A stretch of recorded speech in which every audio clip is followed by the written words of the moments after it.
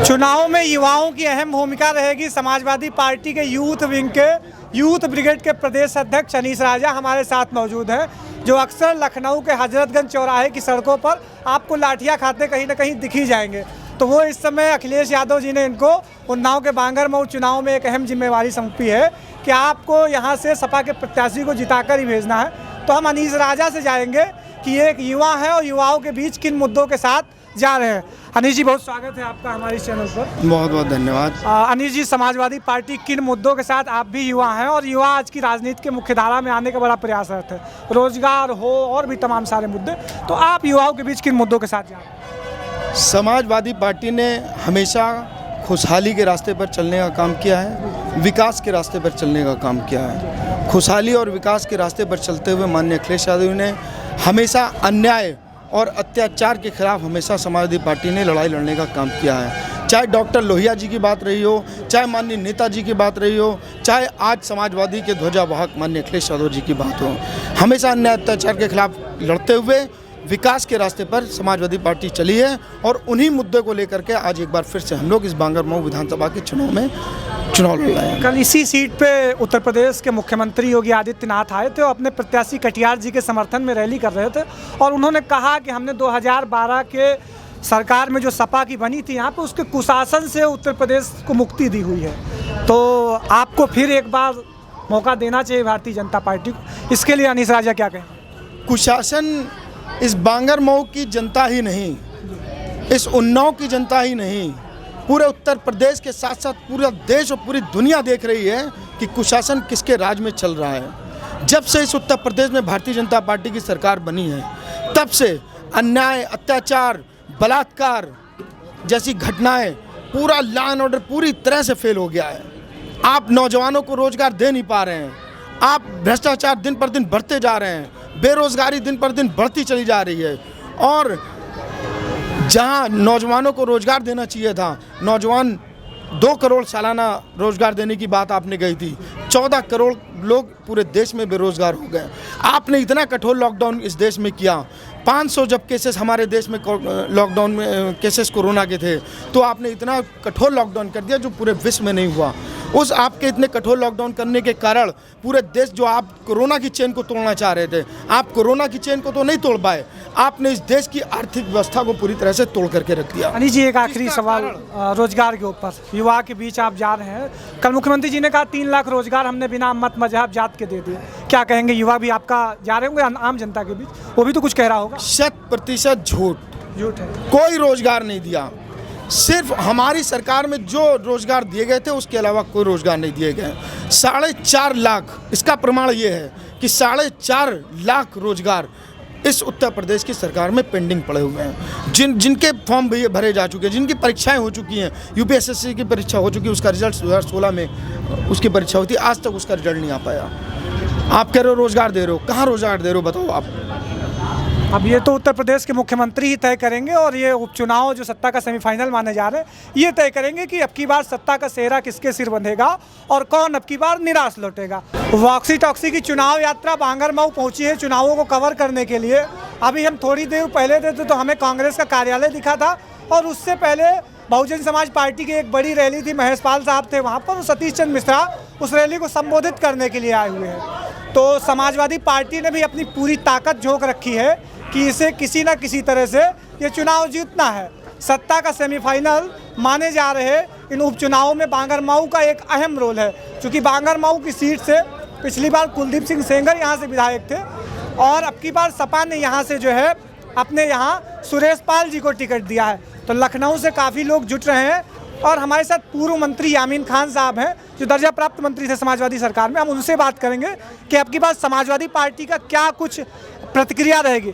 Sir, बहुत स्वागत है आपका। जी, बहुत बहुत शुक्रिया आपका। यामीन जी, क्या माहौल अब की बार आपको इस उपचुनाव सीट पर दिख रहा है? देखिए, सिर्फ सपा का ही माहौल है। पूरे प्रदेश में जहाँ भी उपचुनाव हो रहा है सिर्फ सपा का ही माहौल है, क्योंकि जनता बहुत त्रस्त है और इन लोगों ने सिर्फ झूठे वादों के अलावा कुछ नहीं किया, इसलिए जनता बदलाव की नज़र से देख रही है। सत्ता का सेमीफाइनल माने जा रहे हैं ये उपचुनाव, कहते हैं जो ये उपचुनाव जीत लेगा 22 में लगभग उसी की जीत तय है। तो समाजवादी पार्टी इस चुनाव को कैसे देख रही है?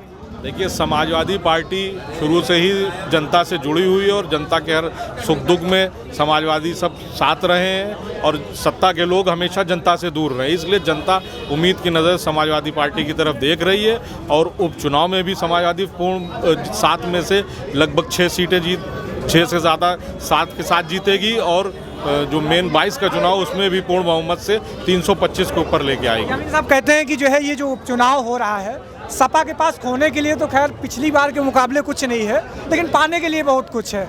और दूसरी सबसे बड़ी बात ये है कि कल मुख्यमंत्री जी यहाँ पर आए थे, बड़े बड़े वादे करके गए हैं कि हमने 3 लाख युवाओं को सरकारी नौकरियाँ दे दी बिना मत मजहब जाति को देखे हुए।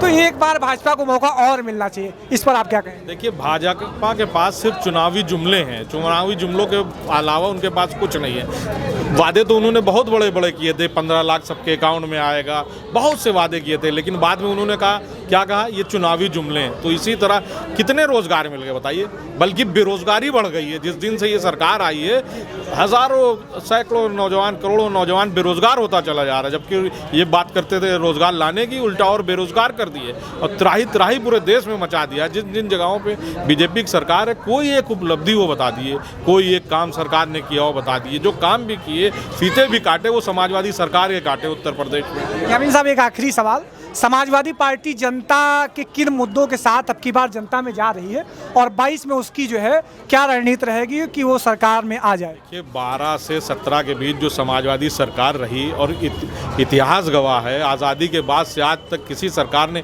इतना काम नहीं कराया जितना समाजवादी सरकार ने 12 से 17 की जो सरकार रही उसमें कराए हैं।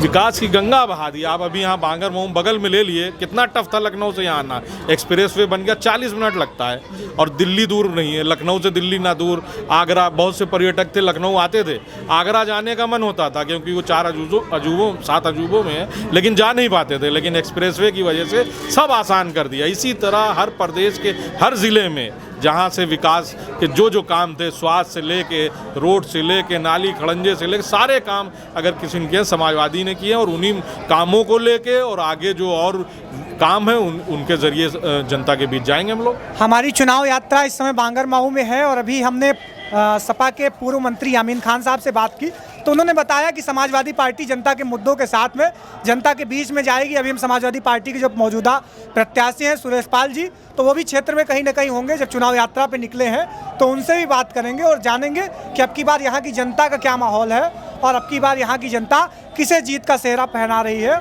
और सेमीफाइनल जीत के बाद कौन फाइनल में पहुँचेगा, उसकी बातें करेंगे। आप कैमरे के पीछे शुभम है और मैं आयुष तिवारी हूँ और ये समाजवादी पार्टी का कार्यालय है। रेलवे का बहुत सा आइटम पहले भी निजीकरण कर दिया बीजेपी ने, अब तो रेल में भी। पहले हम लोग कहते थे एक पाव रेल में, दूसरा पाव जेल में, और जाते थे आंदोलन किसान का करने। लेकिन अब प्राइवेट कंपनी को जब रेल चली जाएगी तो 3 रुपए का जो किराया था वो 30 रुपए का होगा, 30 रुपए वाला 300 होगा और 300 वाला 3000 का। जमा और निकासी पर अलग से फीस लेंगे बैंक। आप जमा करने जाओगे तो भी पैसा दो, बैंक से निकालने जाओगे तब भी पैसा दो।